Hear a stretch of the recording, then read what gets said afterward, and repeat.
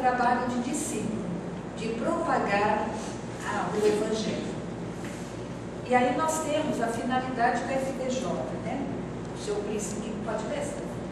A FDJ tem como finalidade principal ser um portal de entrada e não um marco de chegada.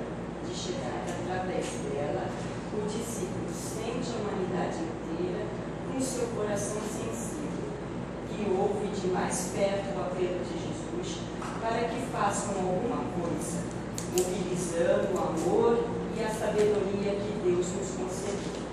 Então, para a gente chegar no minuto de aliança, ter a fraternidade dentro do coração, nós temos que começar de alguma forma.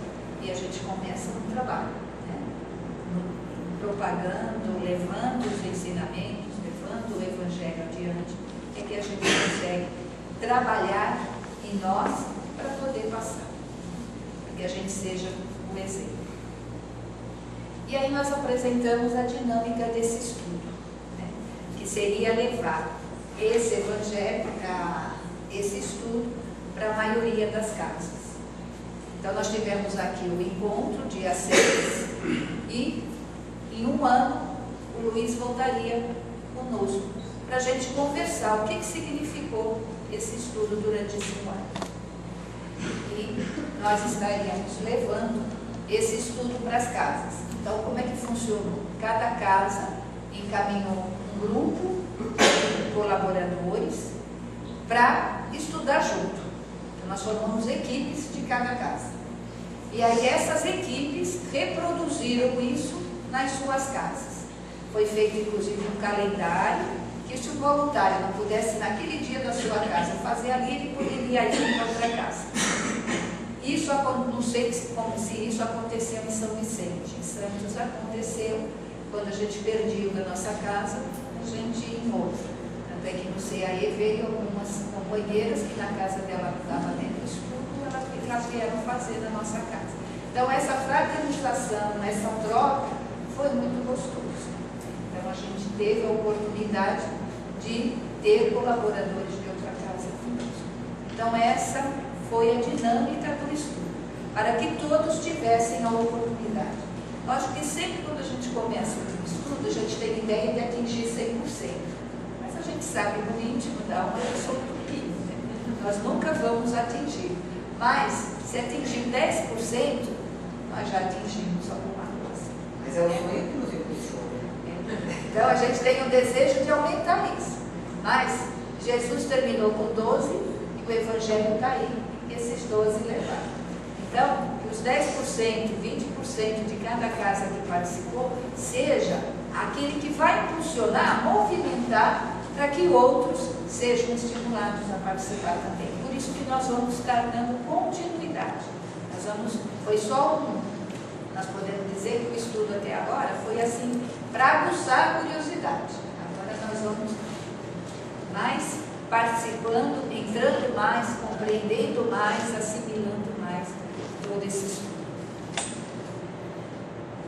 E o objetivo a ser alcançado é que, ao término desses encontros, todos os voluntários do movimento tivessem participado. E aí, como aqui ocorreu? Dia 6, nós viemos aqui no V1, tivemos aquela orientação toda do Luiz. No sábado seguinte, dia 12, nós já marcamos um encontro com as equipes. Nós tivemos da nossa regional 11 grupos representados. Naquela ocasião, a regional eram 14 grupos. Nós tivemos 11 representados. Desses 11, os grupos que participaram ativamente, reproduziram nas suas casas, foram 8. Então, nós tivemos 8 grupos de GES na regional. E no final, dia 21 de janeiro, nós fizemos uma avaliação. Não fizemos conclusão, porque não tem conclusão, nós vamos continuar estudando, né? A conclusão é naquele dia no entendimento de cada um, mas o entendimento vai mudando. Quanto mais a gente estuda, a gente vê isso no último estudo, né? Do ser e do saber. Quanto mais se estuda, mais aprimoramos o ser. Quanto mais aprimoramos o ser, mais queremos estudar. Então é um ciclo que não acaba nunca, né? E é assim que a gente se transforma do homem animal para o homem espiritual. E aí, nós fizemos 3 perguntas, a equipe da FDJ, e tivemos a avaliação da equipe. Pedimos para que cada equipe levasse essas perguntas para os voluntários que participaram nas suas casas. E aí nós tivemos as respostas, né? Então, com relação à primeira pergunta, como se sentiram participando do estudo, nós tivemos, sentiram-se bem, fortalecidos com o estudo, despertados para o entendimento da escola e confiantes na proposta de transformação, assumindo as responsabilidades consigo mesmo e com o próximo. Na segunda pergunta, houve alguma mudança depois do aprendizado? Sim, crescimento, entendimento e responsabilidade. E na pergunta 3, que conceitos foram firmados após o estudo? Da busca constante para a melhoria dos sentimentos e do entendimento, para a propagação do trabalho com muito esforço. Então, houve variações, lógico, mas no bojo, né, no centro, a essência das respostas foram essas, que houve realmente essa reviviscência da escola, do tempo que a gente estava em grupo e estudando, que é muito mais fácil a gente estudar em grupo do que sozinho, né? E aí, nós trazemos essa mensagem para a nossa reflexão. O Espiritismo alcança a terceira etapa de sua história na Terra. Adentramos o período da maioridade, o momento da promoção a novos patamares de ação. Os espíritos estão recebendo um chamado nunca antes promovido. É o tempo da atitude. Perguntamos a nós, o que estamos fazendo de especial? Essa reflexão está na atitude de amor. Então, que a gente reflita sobre o nosso papel como espíritas, transformadores, não só de nós mesmos, mas propagadores do Evangelho. E Chico Xavier nos deixa: quem conhece pode muito, quem ama pode mais. E agora, Luiz nos traz toda a sua mensagem. Tenho que perguntar ainda, quero dar um bom dia, um abraço em espírito. E esse clima que nos envolve, assim, nos estimula muito a essa troca. Já foi feita a apresentação, eu acho que o encontro poderia acabar por aqui. Mas vamos aproveitar esse tempo para nós reafirmarmos. Veja que a abrangência do assunto que nós tratamos, nós tivemos uma síntese do trevo, mas a abrangência ele abarca, sob uma outra ótica, toda a proposta de transformação que nós passamos pelo programa de escola de aprendizagem do Evangelho. Então é um tema muito amplo. Então, muito interessante que os óculos que nós usamos, a vista que nós damos, é diferente da escola. Mas é uma mirada de como acontecem as coisas que nos faz entender melhor todo o programa da escola. Bem, eu havia pensado em ter algumas variantes da gente conversar esse ponto, mas pela apresentação eu acho que vai ser mais produtivo nós começarmos a darmos o desenvolvimento que fizemos há um ano atrás, lembrando só com uma pequena diferença. Há um ano atrás nós fizemos uma exposição com pouca participação.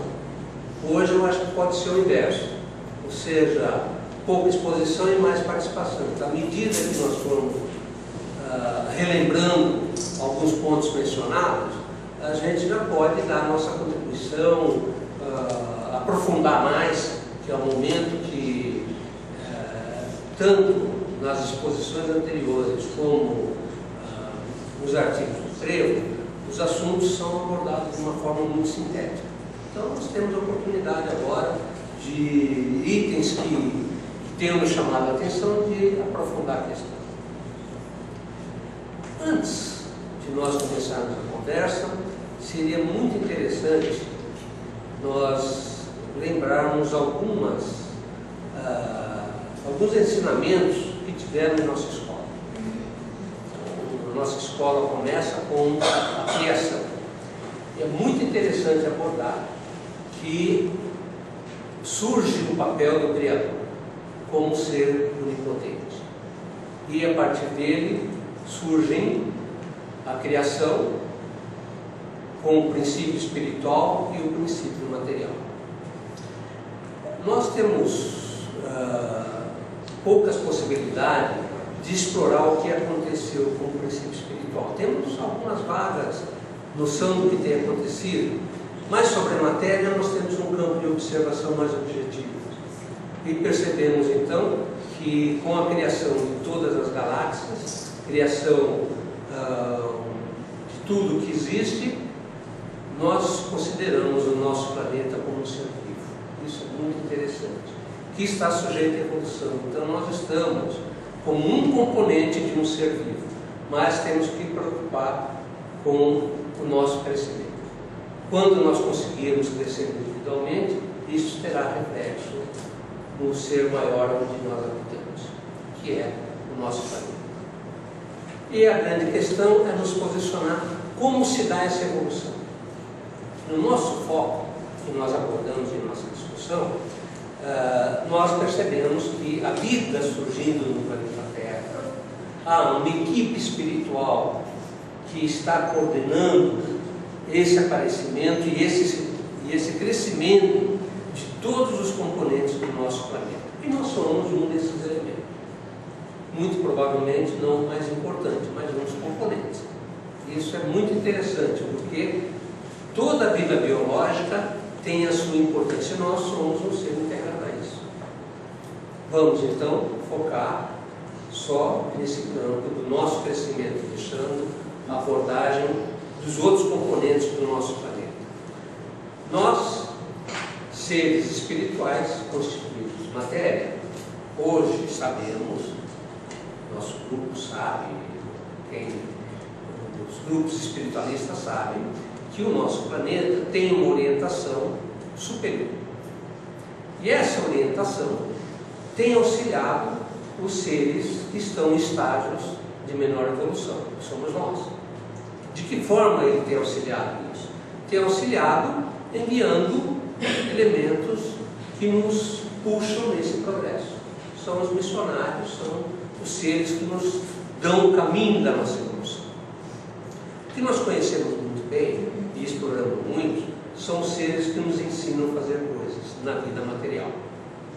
Então esses seres, quando surgem trazendo um novo conhecimento, um novo avanço, ele atrai a atenção de outras pessoas para aquele ramo do conhecimento que está trazendo, constituindo-se, portanto, escolas. Como nós vimos, são escolas de saber, as escolas que nós frequentamos na vida material. Mas existe uma contraparte muito explorada, que são outros missionários que nos vêm trazer instruções de como mudar de nível de ser, ou seja, de como transformar a nossa moral. Esses indivíduos, igualmente, acabam atraindo a atenção de outros seres que se aproximam dele para tentar assimilar esse novo conhecimento. E se constitui, portanto, as escolas de ser, ou seja, as escolas de transformação moral ou as escolas iniciáticas, que é o nosso assunto dessa nossa conversa. Bem, como surge então esse interesse no nosso movimento de aliança, nesse milênio, em focar a atenção para a iniciação espiritual?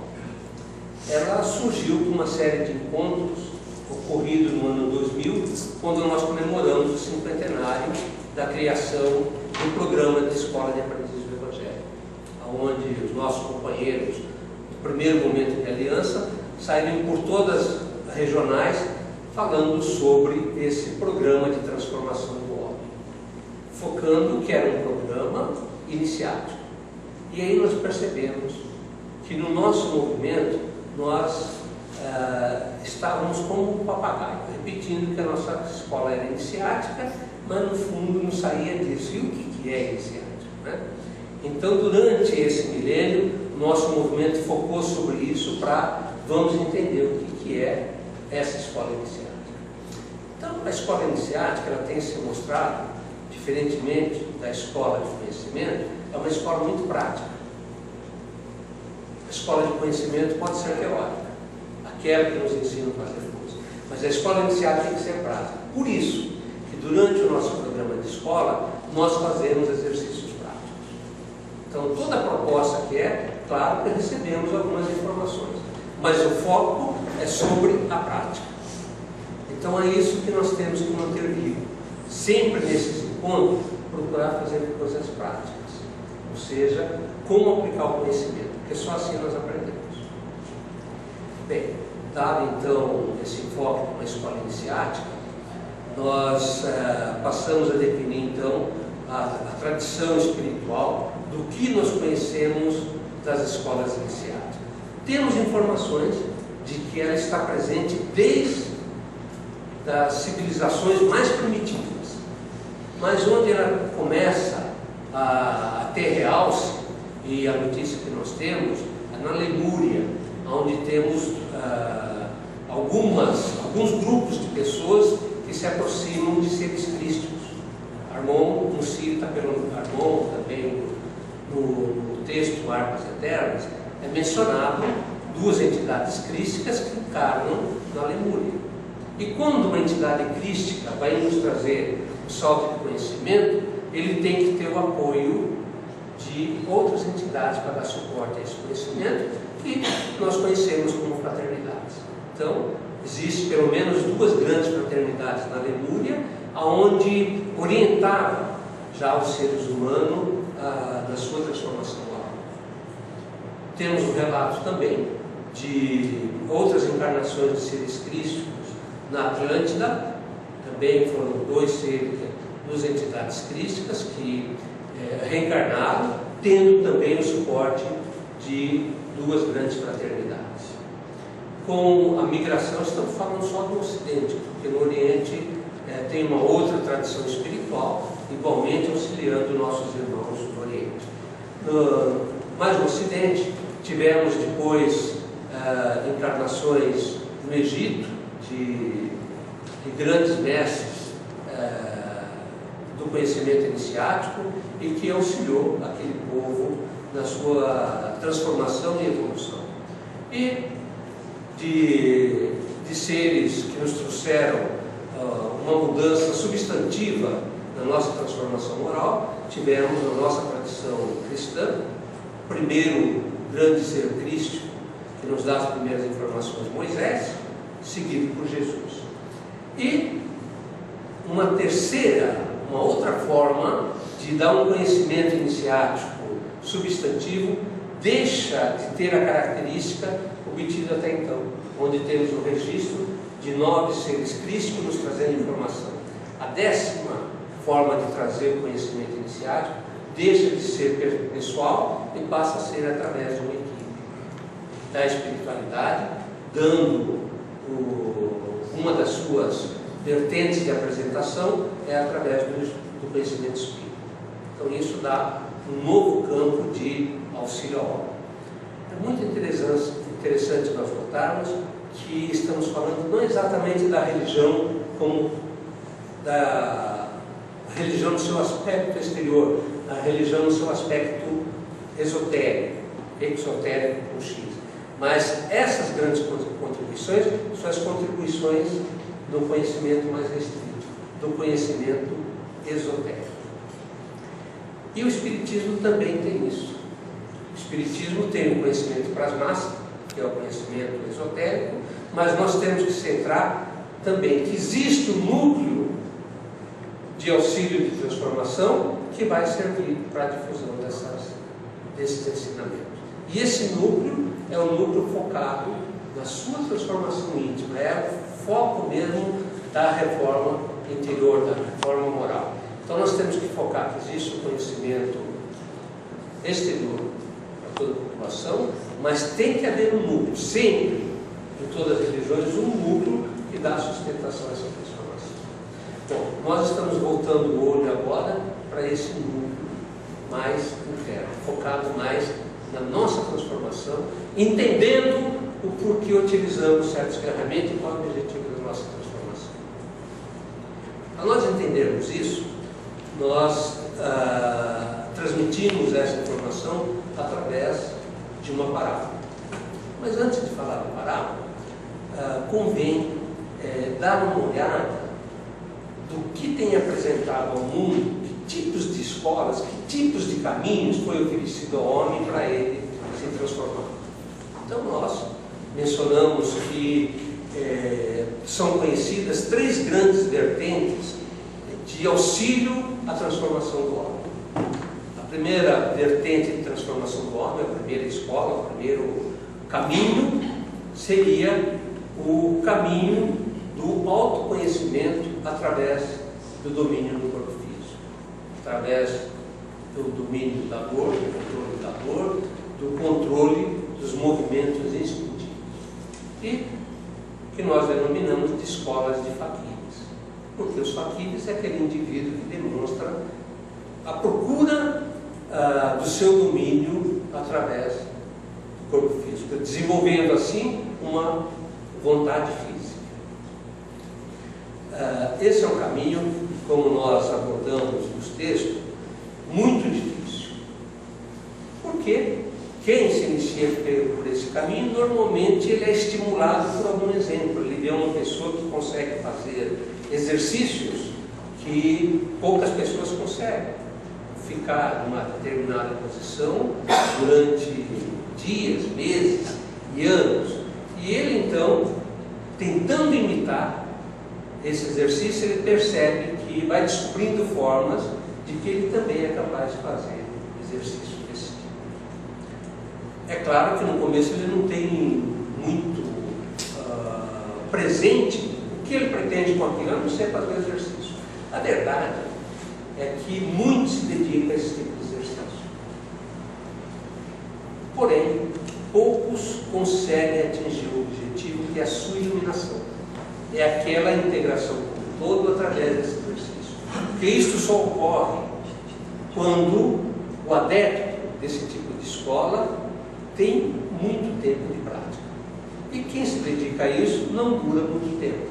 Porque fazendo exercício ao relento, debaixo da neve, da chuva e do sol, ele vem a desencarnar antes de desenvolver a sua vontade física. Então veja que é muito interessante que de todos que praticam esse tipo de exercício para alcançar a iluminação, são muito poucos que atingem. Só que quando ele atinge isso, já está numa idade muito avançada.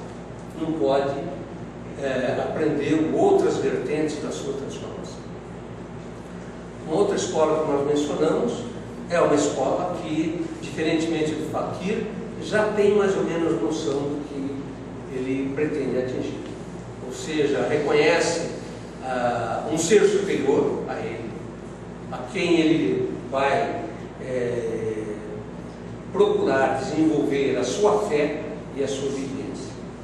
E para isso, já que ele não tem como parâmetro esse ser superior, ele pega como parâmetro o seu mestre ou guru, onde ele dedica a sua obediência e a sua fé para tentar desenvolver a fé do ser maior. Também é uma escola muito difícil. A pessoa, tal como o faquir, ele tem que se afastar do mundo, abandonar o seu passado, a sua família e, na maioria das vezes, abandona até a sua identidade, para se internar em um ambiente onde vai a todo instante recordar que ele tem como objetivo a sua transformação, a sua iluminação.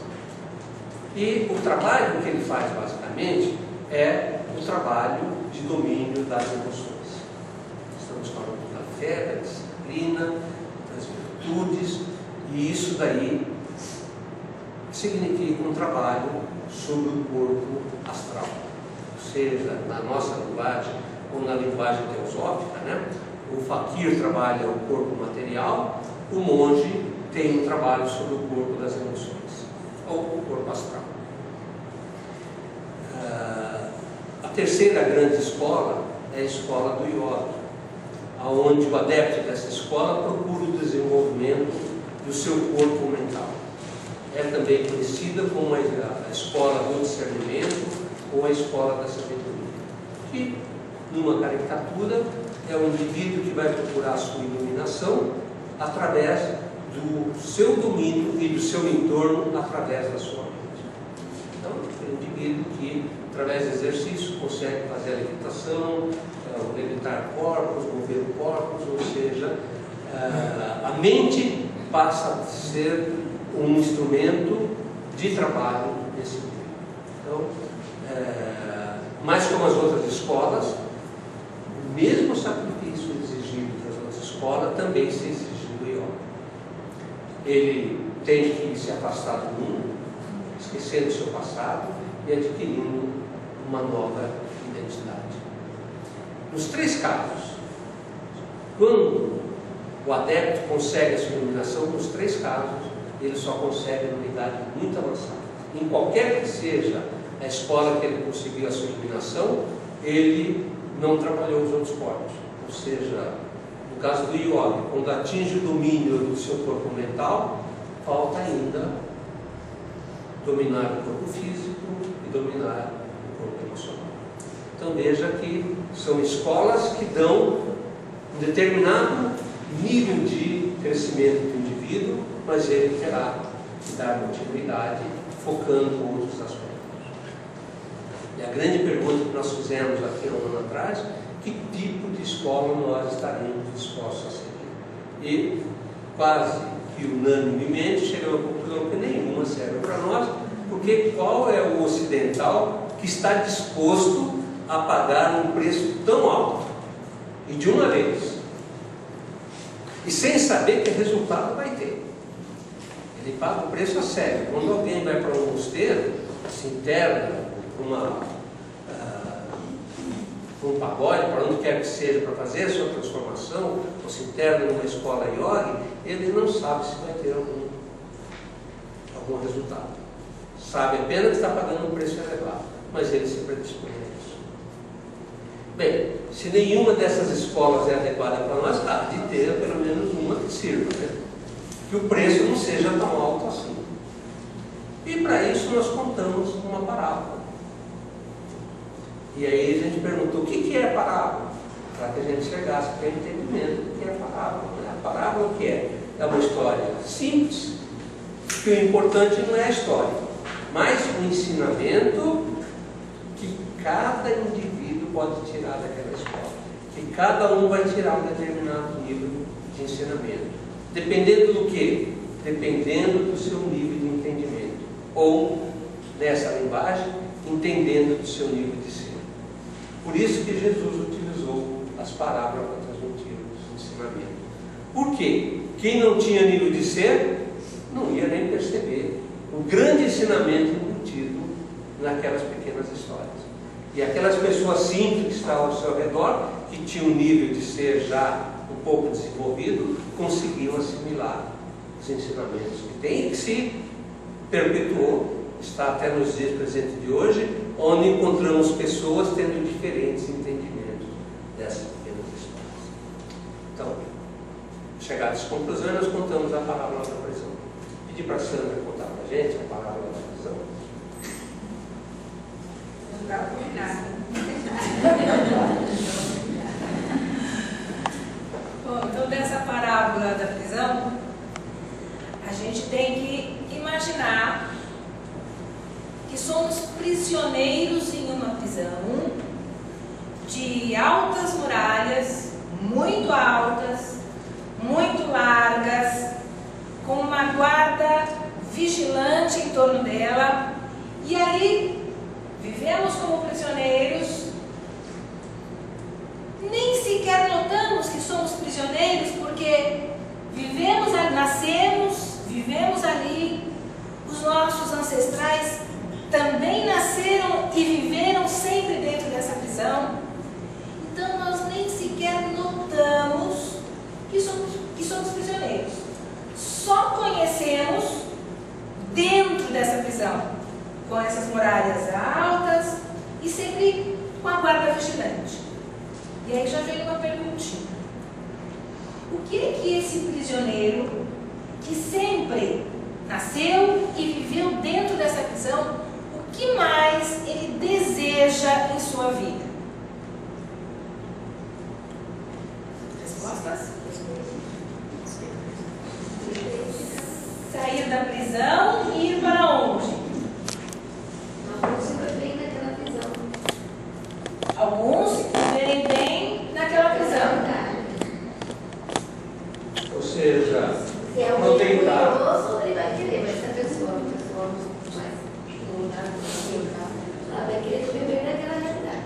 Ele nem sabe, a gente não pode esquecer que esses prisioneiros nem sabem se além daquelas muralhas existe alguma coisa.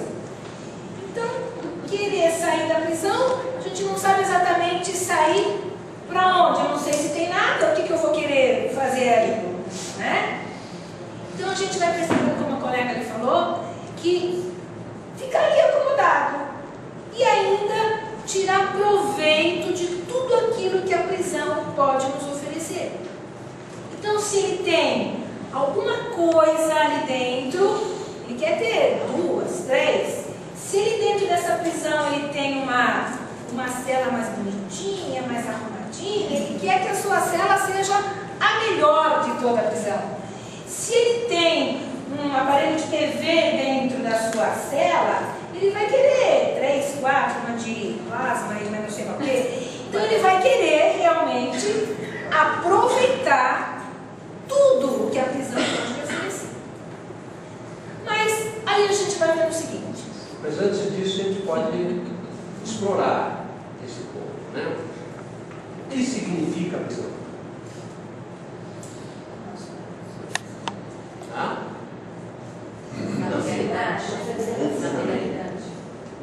materialidade, né? Significa materialidade.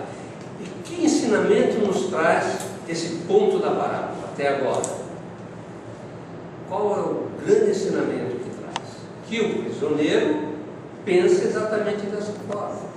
Ou seja, como temos que entender os outros prisioneiros? É natural que o prisioneiro se ocupe das coisas da prisão.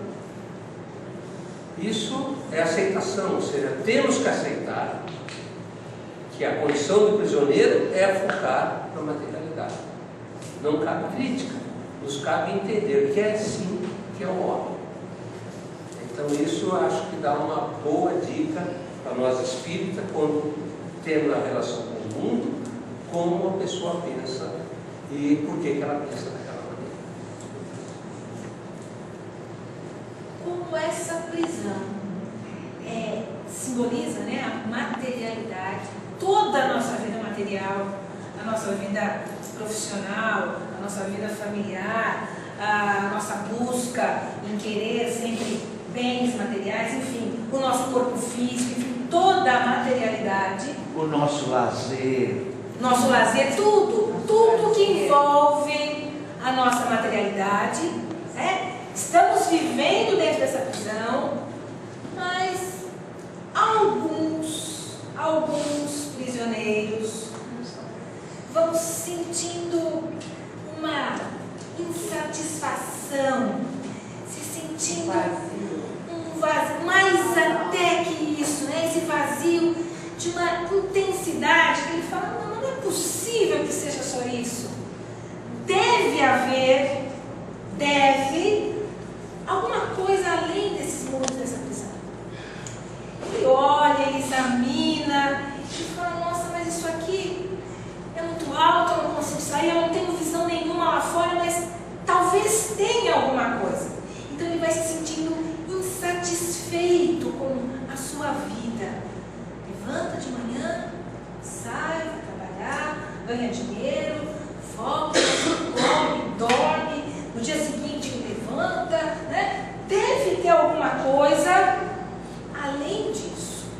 E vai nascendo essa insatisfação cada vez maior dentro de si. E começa a ideia de querer fugir dessa prisão.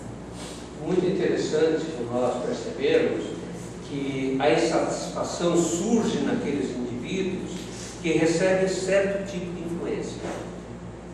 A influência das artes, a influência da filosofia, onde nós notamos então aonde se manifesta essa insatisfação. São pessoas que, através dessas influências, de uma certa forma, de uma dose, a influência religiosa também num dom, aí temos que entender melhor o que é a religião, não um conceito comum, mas são esses indivíduos que começam a ficar insatisfeitos, porque consegue absorver alguma influência, ou seja, algo começa a interferir no seu íntimo que vai levar a essa insatisfação. E este prisioneiro insatisfeito quer fugir. Alguma maneira quer sair dessa prisão, fugir, não se sabe exatamente para onde, mas quer sair dessa prisão. Mas examinando a altura, a guarda vigilante, ele vê que sozinho ele não vai conseguir sair dali. O que ele vai precisar fazer então? Se sozinho ele não consegue fugir. Observar quem está insatisfeito também. Observar quem está insatisfeito. Mas como é que ele faz essa observação, na verdade, de quem está insatisfeito? Como é que ele faz para perceber que alguém também está insatisfeito? Ele se torna invisível, faz também. Oi? Ele se torna invisível. Ele pode se tornar invisível, sim. Mas como é que ele percebe que alguma outra pessoa também tem essa insatisfação, esse desejo de querer sair da prisão? Troca de informações. Troca de informações. Aí ele chega lá e fala assim: escuta, eu gostaria, vamos fugir comigo? Eu posso trocar assim a informação? Escuta, eu estou querendo sair da prisão. Vamos comigo? Meu pai, minha mãe, meus irmãos, aí são pessoas de confiança. Lógico, eles não vão me ter. Então eu pego e vou convidar primeiramente minha família. E aí?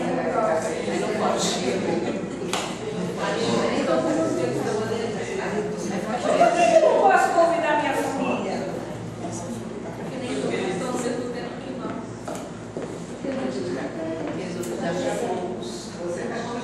Eu acho que a gente tem uma experiência, né? Acho que todos nós temos uma experiência dessas, né? Congelou?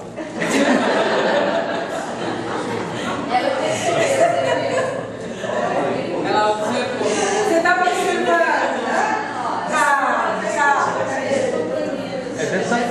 É dessa forma que a gente sabe quem quer sair da prisão. Tá vendo? Tem que dar a observação aí bem, né? Tem que dar uma bola que está funcionando. Talvez, se a gente convidar os nossos familiares, as pessoas mais chegadas, talvez essas pessoas não queiram sair dessa prisão. Porque lembra que a gente falou que esse prisioneiro que está insatisfeito é que busca sair dali. Se meu pai, minha mãe, meu marido, meus filhos, enfim, meus familiares estão satisfeitos ali, não adianta querer convidar, porque eles ainda vão achar que eu estou louca, que eu quero sair daqui, que estou tudo confortável, eu tenho minha cela, eu tenho minhas coisas ali tudo ajeitadinho. Por que eu vou querer sair dali para uma coisa que eu nem sei se existe? Ficou louca, agora enlouqueceu de vez. Depois que começou a ir lá naquele lugar lá, naquele lugar, agora ficou doido de vez. Né? Então, às vezes, convidar as pessoas mais chegadas nem sempre é o ideal, se essas pessoas estão confortáveis onde estão, se elas não querem sair dali. Né? Mas aí, então, não que seja proibido, é lógico, né? Mas que a gente possa observar. E a gente começa a observar fazendo como mesmo? Observando como as outras pessoas também se comportam. Se é lógico, eu vejo que a pessoa está tiritando ali, eu estou percebendo eu também tenho essa mesma sensação, poxa, então ali a gente sente mais ou menos a mesma coisa, a gente age da mesma maneira. E aí a gente começa a se aproximar. Então é na observação do comportamento das outras pessoas é que a gente vai poder formar esse grupo de pessoas que vai poder escapar. Eu disse grupo de pessoas. Podemos chamar todo mundo para escapar junto com a gente? Por que não? Mas é falta de caridade. Não é falta de caridade isso? Eu vou fugir daqui, vou sair e vou deixar todo mundo aqui para trás assim? Não é falta de caridade isso? Outro caminho interesse dessa caridade. Você não ajuda quem não quer. Não quer, né? Não quer. E aí vem aquele conceito que a gente tem de caridade, que a gente quer colocar a goela abaixo dos outros. Eu tenho que fazer caridade, escuta, eu quero te ajudar. Se a pessoa não quer, a gente não tem como fazer essa caridade. Né? Então a gente observa esse comportamento das pessoas, sabemos que sozinho esse prisioneiro não vai poder fugir dessa prisão. Todos ao mesmo tempo, também não. Primeiro, porque nem todos vão querer. E se todos quisessem, por um acaso assim, um caso bem hipotético, se todos quisessem fugir ao mesmo tempo?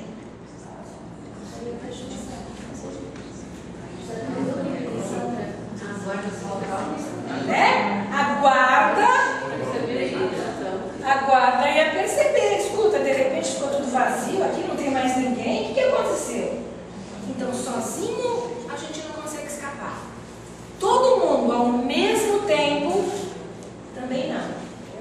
Mas, esse pequeno grupo que a gente passa a observar e que tem alguns comportamentos que são parecidos, que a gente vai observando as mesmas inquietudes, as mesmas necessidades, esse pequeno grupo pode escapar dessa prisão. Vamos pensar um pouquinho sobre isso. Nós nos dedicamos durante um ano a pensar sobre uma questão. Todo o nosso movimento de aliança pode fazer isso? Porque pode. Mas como a prisão todos podem escapar? Não. Então, por que não? Então, todo o nosso movimento também não pode fazer o que, aliás, toda a regional pode fazer isso. Porque a mecanicidade nos impede. Quando é um movimento grande, para fazer coisas com eficiência, com eficácia e proveitosa, tem que ser um grupo menor. Não pode ser um indivíduo só, não pode ser o todo, mais um pequeno grupo. Então, nós pretendermos que toda a regional se dedicasse a isso, nos impediria de fazer isso. Falta de amor, não? Estão entendendo qual é a diferença? Não cabe a nós. Nós não temos que ficar preocupados com o todo. Temos uma direção, temos que procurar aqueles que comungam o mesmo ideal fazer.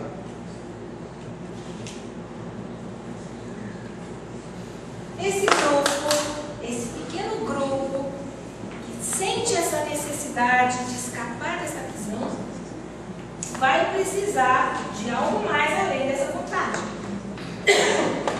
O que esse grupo vai precisar?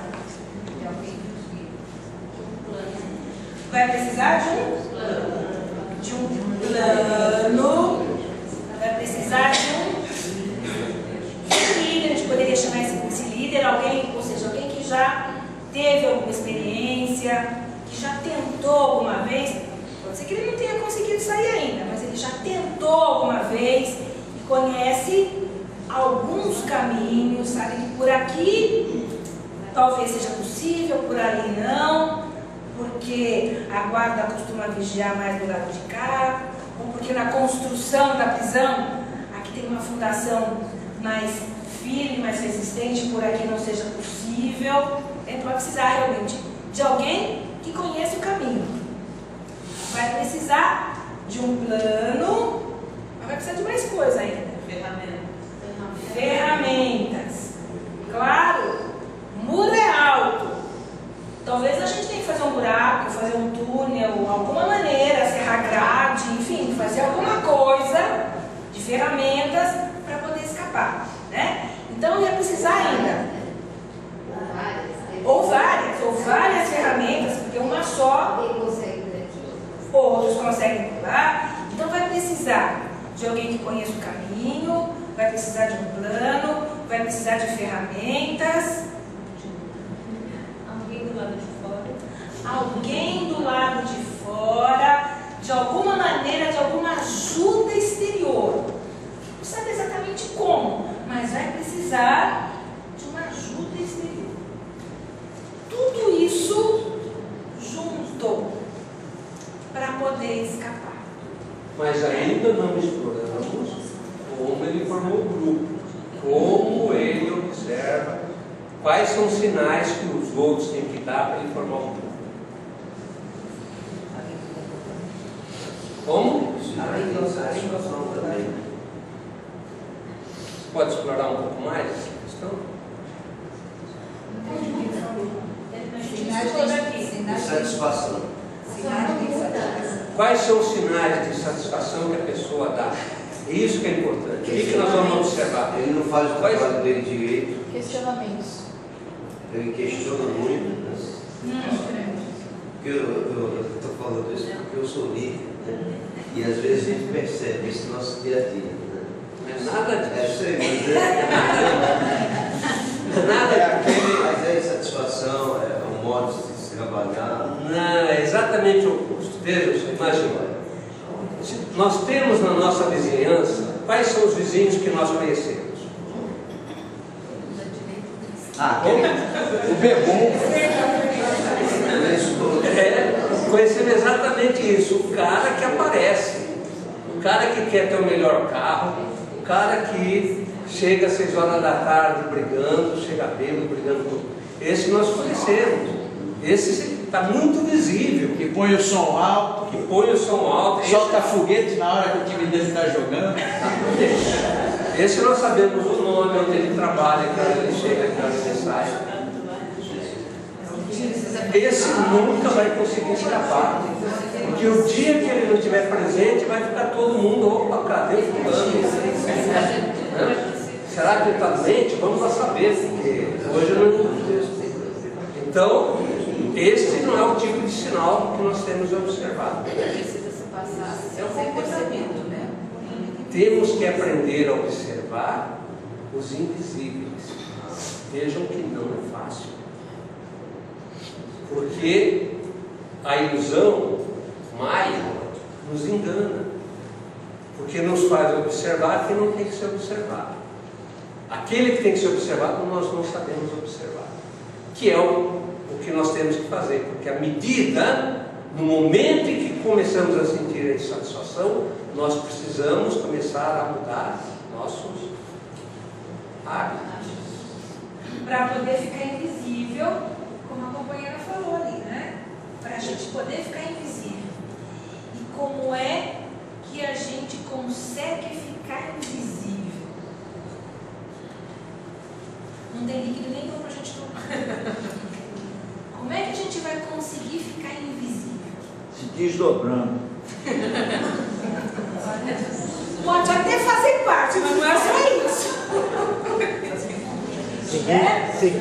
Cumprindo Então a gente vai ficar invisível dessa maneira, tendo o nosso comportamento exemplar, tudo direitinho, para não chamar atenção. Porque se a gente chega brigando, falando alto, fazendo barulho, todo mundo nota. Já chegou. Mas a gente fica invisível. Quem é que vai notar? Só um outro que também está invisível. Porque senão ninguém nota. Então a gente vai procurar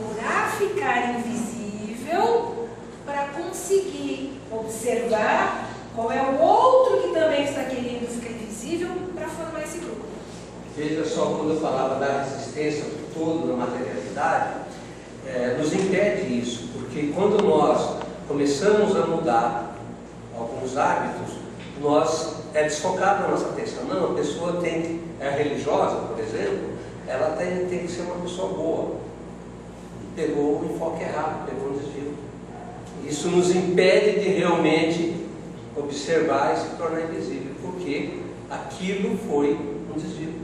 Nós não vamos mudar o comportamento porque temos que ser, não temos que ser bom, temos que ser nós mesmos. O que nós temos que ser é de uma forma que os outros não nos percebam. E a forma que os outros não nos percebam é ser exemplar, cumpridor de todas as regras e todas as leis, inclusive as leis da prisão, principalmente as leis da prisão. Então temos que ser bom pai, bom vizinho, bom funcionário, temos que ser tudo isso apenas para que não nos persigam. E um exemplo disso está quando a gente faz essa escola, um princípio muito pequeno ainda. É só a gente observar o quanto mudou o nosso relacionamento com um mundo de pessoas. Depois de 3 anos, depois de você ter vivenciado dentro de uma escola de aprendiz do Evangelho e procurar vivenciar os seus ensinamentos. O nosso campo de amizade acaba mudando, acaba se transformando. Pessoas que a gente convivia diariamente, que a gente ia para determinados lugares, elas não deixam de ser nossos amigos, mas a gente já não tem mais aquela convivência. A gente já não está se falando mais todo dia, e isso vai ficando um pouco espaçado. Então essas pessoas deixam de se preocupar com a gente, e a gente começa a vir um novo círculo de amizades, de pessoas que são afins àquilo que a gente está buscando. E vou mais além ainda, até a própria família. Às vezes entende ser pessoa na própria família. A gente segue um caminho e eles não entenderam. E a resistência é muito grande. Tem que entender, né? Tem que aceitar, porque nem todo mundo dentro da prisão quer seguir o mesmo caminho da gente, quer fugir da prisão. Né? Então, além dessas pessoas, dessa observação, a gente tem que ter essas ferramentas. De onde é que a gente busca essas ferramentas? Que a gente vai precisar de ferramenta para poder cavar túnel, para fazer um buraco. E onde é que a gente vai buscar essas ferramentas? Dentro da prisão? De fora. Porque se a gente vai buscar dentro da prisão, a guarda é vigilante. Se sumir uma colher, a guarda no final do dia vai verificar que está faltando uma colher e que alguém pegou para utilizar como uma ferramenta para escapar. Então essas ferramentas vêm de fora. E o que é esse de fora? Se a nossa prisão é a materialidade, o que é isso de fora da prisão? A espiritualidade. Então, essas ferramentas acabam sendo trazidas para nós pela espiritualidade, com a inspiração da espiritualidade. Mas qual Que espiritualidade, né? Que tipo de espiritualidade? Né? De preferência inferior. Porque da inferior a gente está tão acostumado, está tão ali, né, que nos vai fazer. Esses vão querer mais é que a gente continue dentro dessa prisão da materialidade. Porque eles também querem ficar. Porque, lógico, se beneficiam com isso e querem estar na materialidade. Então essas ferramentas nos são enviadas, nos são sugeridas pela espiritualidade superior. E o mais importante que aqui eu vejo, cada ferramenta tem a sua utilidade própria. A gente tem que usar cada uma delas de maneira adequada. Eu não vou poder usar, por exemplo, uma pá para fazer um buraco na parede. Não vai ser tão eficiente. Como eu não vou poder recolher a terra utilizando porque também não vai ser eficiente. Então, cada uma dessas ferramentas que nos são enviadas tem que ser utilizadas de maneira adequada para que sejam eficientes, né? Então, uma pessoa que sabe o caminho, as ferramentas adequadas que vêm da espiritualidade, né, superior de preferência, mas a gente precisava de mais alguma coisa ainda. O que era mesmo? O líder, já falou do líder. O plano de fuga. Por que precisa de um planejamento? Poxa, é só a gente sair aí, vamos cavar, vamos. Você está junto comigo? Vamos. E aí, por que precisa de plano? A gente não está todo mundo junto ali na visão? Já não formou um grupinho? Já recebeu ferramenta? Precisa, para que precisa de plano agora? Por causa da ordem. Nós precisamos de ordem, de disciplina, saber exatamente onde nós queremos chegar. Ser eficiente. Porque às vezes a gente vai sair assim que nem doido, cavando, fazendo um buraco em qualquer lugar, dentro dessa visão. A gente pode cavar, levar anos cavando ali e de repente sai dentro da sala da guarda. Ou seja, passamos muito tempo fazendo esforço, cavando, ocupando o nosso tempo e não serviu de nada. Por isso este plano, que também nos é enviado pela espiritualidade superior, que conhece toda a prisão, para que a gente possa sair no local indicado. Que a gente possa cavar com mais facilidade. É importante observar isso, porque esforço desnecessário muitas pessoas fazem. E nós precisamos tomar cuidado de não fazer esforço desnecessário. Saber exatamente qual é o nosso foco e não ficar gastando tempo com coisa desnecessária. Então, especificamente, no nosso programa de redenção, nós temos que ter um foco que é a evangelização. Vamos precisar um pouco da consolação, mas só um pouco, na medida exata. Se nós só focarmos na consolação, vamos fazer esforço desnecessário. Vejam que muitos segmentos do nosso movimento só se dedicam à consolação. Não tem o seu mérito, vai ter o seu mérito, mas para responder a grande questão do objetivo da encarnação, parece que vai ficar equacionado. Qual é a grande questão da nossa encarnação? De uma forma diferente. Por que nós reencarnamos? Para evoluir, né? Então, quando nós deixarmos a carne, vamos ter que responder a seguinte questão: quando nos transformamos? Não será perguntado quantos anos trabalhamos na assistência espiritual. Não é isso que vai ser perguntado. Se foi de segunda a segunda, eu trabalhei de segunda a segunda. Ou fiz regime tantos anos, ou qualquer que seja o objetivo que a gente tenha feito, que pode ter o seu mérito na quantidade adequada, mas a questão fundamental é quanto transformamos. E a transformação se dá através da escola iniciática e da redenção. Então esse é o foco.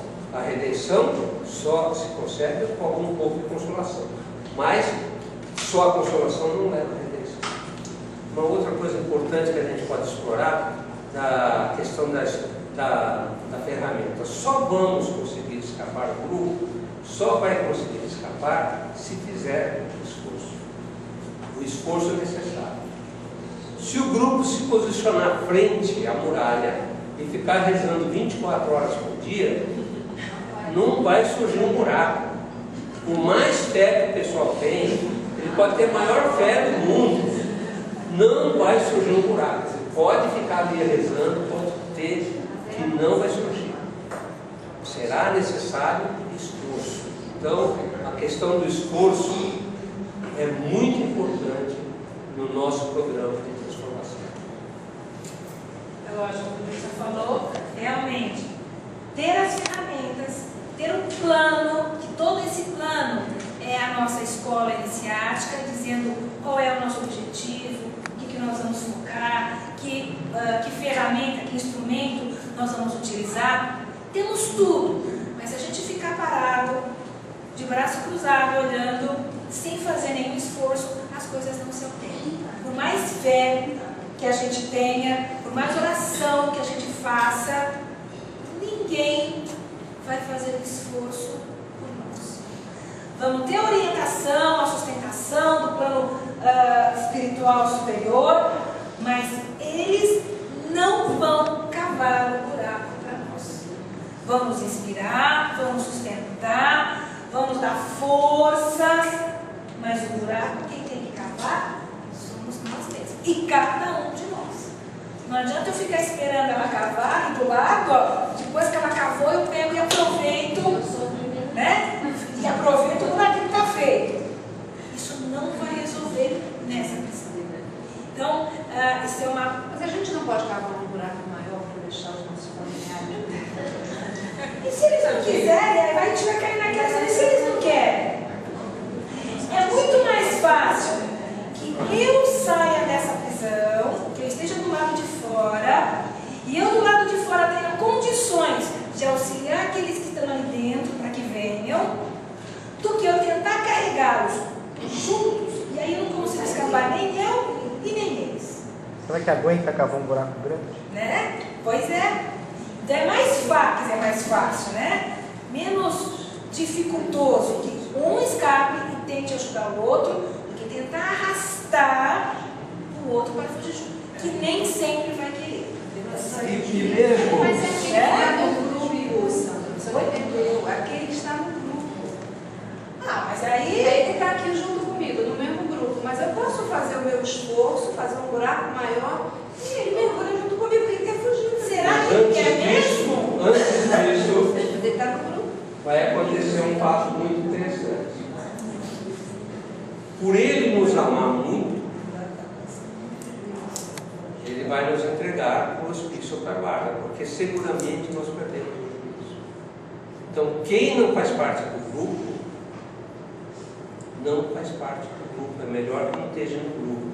Porque se estiver no grupo, Tem que estar somando. vai impedir a fuga. Vai atrapalhar o outro. Nós temos que querer arrastar a pessoa dirigente, que quer, dirigente de escola, que não quer perder aluno, que quer trazer quem não quer ir para a escola, acaba se perdendo todo mundo.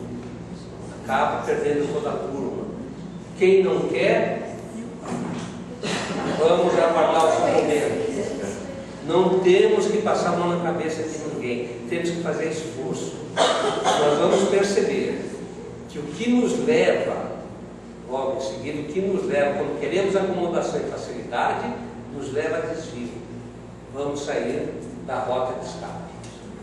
Então, nada que nos tire da rota de escape deve ser permanecido. E quem não quer escapar. Aí você é falta de caridade. Exatamente.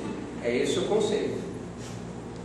Vejam só, então não é ser rude ou ser grosseiro. Nós temos que ter uma meta muito específica. Para escapar, temos que mudar de hábito, se tornar invisível. Vamos ter que fazer esforço adicional, porque se for uma prisão e temos que fazer trabalho esforçado, além de fazer o trabalho forçado, em vez de ter descanso, na hora do descanso é que nós vamos ter que acabar com tudo. Vamos ter que ter muita inteligência e cuidado em esconder a terra no bolso para sair muito sutilmente espalhando a terra. Vejam que a rota de escape não é fácil. Tudo irá nos tentar desviar do nosso objetivo. Vai ser o cansaço, vai ser o nível de relacionamento. Aqui hoje não tem um sol maravilhoso, mas hoje se tivesse um sol maravilhoso, talvez não tivéssemos todos os companheiros aqui. Por quê? Porque tem um sol muito bonito. O domingo que vem não vai estar bonito. Por que foram marcar no domingo errado, né? Quando eu fiz escola, a escola era vendida vamos usar esse termo, como uma solução para todos os problemas da pessoa.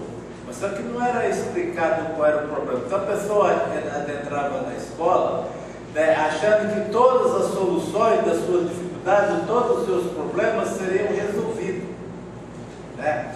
Então, e acho que essa ideia, ela perdurou por um tempo, porque assim, você está com dificuldade, você está com problema, vai para a escola. Você está com alguma coisa, vai para a escola, você precisa fazer uma escola. Então, não é essa escola iniciática aí, porque essa escola iniciática, ela não traz facilidade, ela não resolve. Quer dizer, ela ajuda as pessoas a resolver os seus problemas, mas ela não resolve os problemas de ninguém. Nada cai do céu, é de graça. Eles que quiserem realmente resolver, né? Eu, como não sou diferente de ninguém, eu também, quando iniciei na escola, a primeira reação nossa realmente é essa: quero levar minha família. Porque a família é o problema, né? Não somos às vezes nós, a família, realmente eu não quero um problema. Solucionado hoje, graças a Deus. Mas eu cheguei a algumas conclusões no decorrer da escola, no processo, que primeiro, as ferramentas para mim foram importantíssimas. Eu posso dizer que eu utilizei todas, vida plena, caneta pessoal, grande Deus, mas tudo que tinha aqui para transformação moral, eu estava o que eu precisava. Chegou um determinado momento que eu falei, bom, a família não vai acompanhar mesmo, então eu vou fazer o quê? Eu vou ter que continuar porque eu quero ser da prisão. Até naquela época, 10 anos atrás, nem se falava em prisão, né? Só que eu fui percebendo que eu poderia sim, hoje discutindo a prisão, eu poderia sim fazer alguma coisa pela minha família. Então, o que eu fiz? Eu falei, bom, tudo isso que eu estou aprendendo, eu não posso simplesmente deixar passar batido e seguir adiante sozinha. Então, o que eu fiz? Eu levei meus filhos para a administração infantil. Então, eu descobri naquela época que eu precisava, eu estava descobrindo um caminho, eu não queria ficar sozinha, a família, os familiares me acompanhavam, então eu tinha que pegar aqui os pequenos, que eram os meus filhos. Graças a Deus eu tive esse entendimento. Então, hoje eu posso dizer assim, que eu colho os frutos disso. Foi um trabalho difícil, cansativo, porque a vida é fatal. A mesma coisa era com meu marido, né? Eu fiquei anos e anos ali querendo. Na hora que eu larguei de mão, ele foi feito na terceira de escola. Então, quer dizer, eu acho, às vezes a gente se preocupa tanto com o que está fora, carregar os amigos que têm problemas, carregar os familiares que não nos entendem, ou que também tem problemas que a gente vê e quer ajudar, né? Quer ser caridoso e tudo mais. E a gente esquece, às vezes, que tem ali dentro de casa pessoas, crianças, que estão sob os nossos cuidados, que a gente também pode fazer alguma coisa por eles e que amanhã ou depois, e isso eu sempre falava para eles, amanhã ou depois, quem sabe eles, não vai ser eles o canal que vai estar auxiliando, levando aí a voz, né, tios, primos, O mais difícil, acho que não é no discurso, é realmente na mudança. Às vezes a gente pensa nos nossos filhos, isso aqui, às vezes até ficando assim, dependendo de como a gente age, às vezes está fazendo alguma coisa que você não está reparando, e é ali que eles estão pegando a conduta, pegando a forma. Então, eu sei que eu tenho falas rápidas muito mais. Eu não fiz, acho que não ensinei nada agora. E quando a gente tenta fazer a nossa parte, e fazer essa, e quando a gente menos repara, não repara mais, porque a gente mudou, é que talvez alguém esteja do nosso lado, esteja reparando e queira fazer essa mudança. É difícil. Eu estou como discurso. Pode ser que poucas vezes, ou quase nunca, eu tenha reparado isso. Mas enquanto a gente pregar, quiser convencer, ou chegar, acho que foi contingente, às vezes não é tão eficaz enquanto a gente vai agindo mais naturalmente. Eu penso que a gente, quando encarna, a gente recebe uma determinada missão. Eu acho que todos nós temos uma missão. E muitas vezes a gente acaba confundindo, né, sentimentos como egoísmo e uma série de outras coisas que são delegadas a gente pelo nosso próprio comportamento. Então, Jesus recebeu uma missão do Pai, que era vir aqui na Terra e mostrar um caminho para a gente. E isso ficou muito bem sintetizado quando ele diz o seguinte: aquele que vier após mim, tome a sua cruz e siga-me. Ele não falou, dá a cruz que eu carrego ou coisa parecida. Então eu acredito, fazendo uma analogia, que você quando encarna, o Pai fala assim, olha, você tem uma missão por 60 anos, olha, você vai encontrar um mundo de dificuldade, você vai encontrar frio, você vai encontrar calor, você vai encontrar tudo. Eu estou te dando cobertor e estou te dando água e provimento para você vencer isso, né? Mas você vai encontrar uma série de coisas que vai te levar a você desistir disso. Então, quando a gente está caminhando, a gente de repente vê, puxa, esse meu irmão está com sede, mas ele recebeu a provisão dele e ele gastou. E aí eu começo a distribuir a minha água, começo a distribuir meu agasalho, e eu não vou cumprir a missão que Deus me deu. E isso aí é falta de caridade com aqueles. A gente não entende isso no nosso mundo ainda. Então a gente tem que ver até onde vai a nossa condição de ajudar as pessoas. Porque muitas vezes a gente quer forçar uma barra e a gente acaba, na realidade, se atrasando naquilo que a gente se propôs, naquele papel que a gente precisa desempenhar, né? E muitas vezes aí isso aí é falta de caridade, isso aí é muita dureza, né? Você não se preocupou com a dor do teu irmão, mas ele recebeu os mesmos provimentos e acabou gastando de uma forma ou de outra. E esse respeito a gente tem que ter. Então o estímulo, olha meu irmão, vamos nessa, vamos junto, vamos caminhar, tenha coragem, né? Mas você não pode se desfazer do teu objetivo, da missão que Deus te deu. E foi isso que Jesus fez. Ele não salvou a todos, ele simplesmente traçou um plano, trouxe o caminho e ele falou, olha, agora é a hora do meu sacrifício. Eu vou ter que ser sacrificado para que vocês possam aprender. E aí é que ele consegue cumprir a missão dele. Quantos de nós recebêssemos uma missão dessa, nós iríamos concluí-la? Com o sentimento de piedade, de companheirismo, de egoísmo. Puxa, não olhou. Jesus salvou a todos, ele podia, ele tinha condições para isso. Mas o plano que ele traçou, que Deus traçou para ele, ele cumpriu em sua meta de forma integral.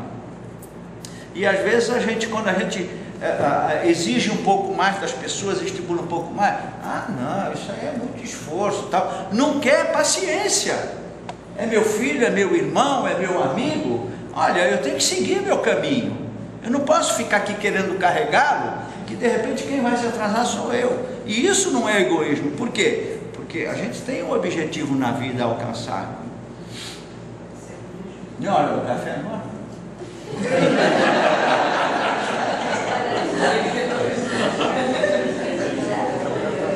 As meninas lá falaram que já está pronta. Você acabou de falar, vai ficar e aí eu falei assim, deixa acabar a metáfora. Ainda tem que concluir. Não, é só a gente lembrar, né, que nessa prisão da materialidade, nós necessitamos realmente desse plano, que é a nossa escola iniciática, utilizando as ferramentas, utilizando o esforço, e que essa escola iniciática, ela não é teórica, ela é de prática, é o fazer. Não adianta eu simplesmente saber que eu tenho uma porção de instrumentos, que eu tenho um plano, mas eu não praticar. Então a nossa escola iniciática não é só de filosofia, de pensamento, só de conhecer, mas é uma escola de fazer, de exercitar. E a cada vez que a gente exercita, que a gente pratica, a gente vai se fortalecendo mais para conseguir, como é que é? Escapar dessa prisão.